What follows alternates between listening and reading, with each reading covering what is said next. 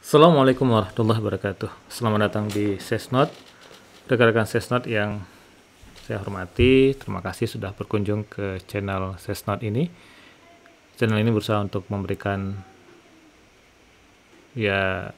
edukasi tentang gempa bumi, dan harapannya ini bisa memberikan bagian dari literasi kita untuk memahami tentang fenomena gempa bumi di Indonesia. Pada video ini saya mencoba untuk membuat tentang catatan gempa bumi yang terjadi dalam 24 jam terakhir ini di Indonesia, dan berdasarkan informasi dari USGS. Nanti juga saya akan mengambil informasi dari situsnya inatws.bmkg.go.id.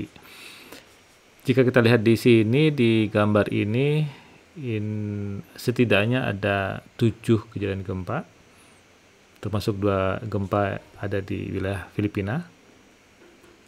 Kemudian ada sekitar 5 gempa dalam 24 jam terakhir itu terjadi di wilayah Indonesia. Gempa yang fenomenal yang terjadi pada hari ini 16 Oktober 2021 adalah gempa yang terjadi di Bali, di Karangasem, magnitudo 4,8, dan gempa ini memiliki mekanisme sesar mendatar atau sesar geser, juga mengakibatkan dampak kerusakan yang signifikan. Selain kerusakan bangunan, juga mengakibatkan beberapa lokasi mengalami longsor dan juga batu jatuh dari ketinggian di daerah perbukitan. Nah, ini sebagai bahaya ikutan dari sebuah gempa bumi, yaitu terjadi longsor dan juga rockfall atau jatuhan batuan. Kemungkinan gempa ini terjadi atau terpicu oleh adanya sesar aktif yang ada di darat, yaitu di antara Gunung Agung dan Gunung Batur. Selain itu, di wilayah Bali hari ini juga ada gempa terjadi di bagian utaranya. Namun gempa di bagian utara itu memiliki kedalaman sekitar 282, jadi relatif dalam. 282 sumbernya kalau dari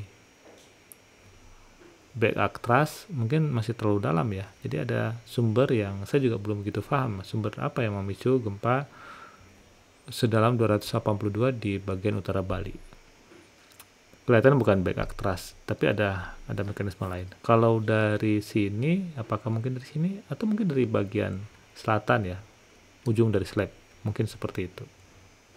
Tapi harusnya lebih dalam lagi, bukan 282, harusnya kalau di ujung slab dia udah masuk ke zona transisi mantel mungkin ya.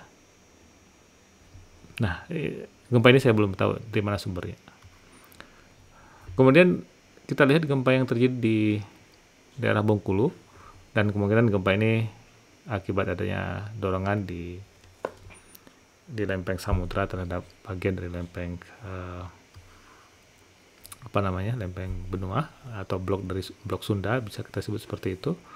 Dan gempa terjadi di daerah Bengkulu itu 4,8. Tentunya tidak memberikan dampak yang serius ya dari gempa yang terjadi di Bengkulu.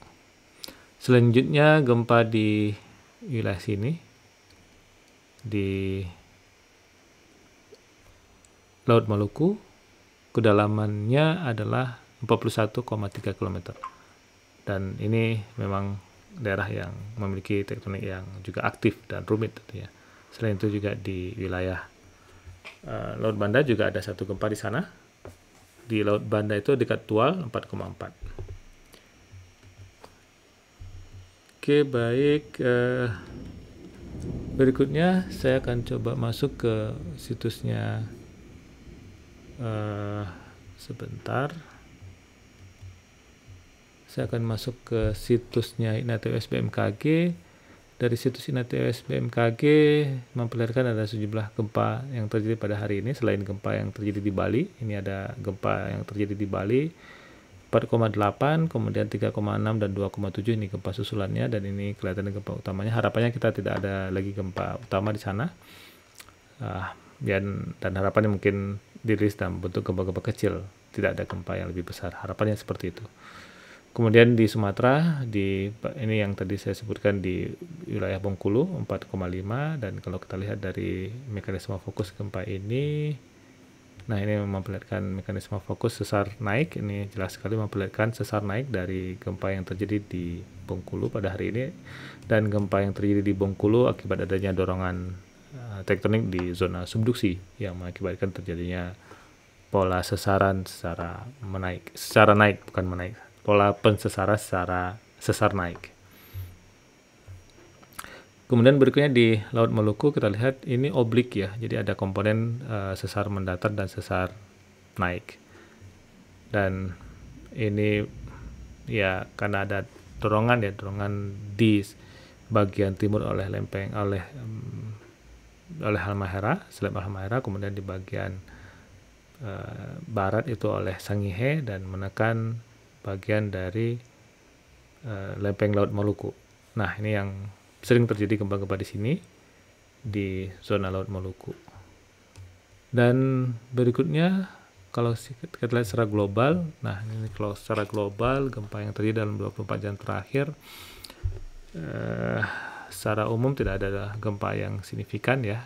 Ini di Polandia ada satu gempa di sana, kemudian ini di Yunani, dan kelihatan ini bagian dari gempa yang terjadi beberapa waktu yang lalu, sekitar 3 hari yang lalu seingat saya di Yunani itu ada gempa 6, sekian ya yang mengakibatkan dampak kerusakan yang signifikan di wilayah Yunani, dan ini bagian dari gempa susulan. Kemudian yang menariknya ini di tengah benua Afrika ada satu gempa, dan ini di dekat dengan Ethiopia ada satu gempa yang lain lagi. Dan ini di Iran sering sekali terjadi gempa, dan dominan adalah gempa-gempa yang terjadi di darat. Kemudian berikutnya ini di Alaska, ada sejumlah gempa yang terjadi di Alaska, kemudian di zona sesar San Andreas, dan ini di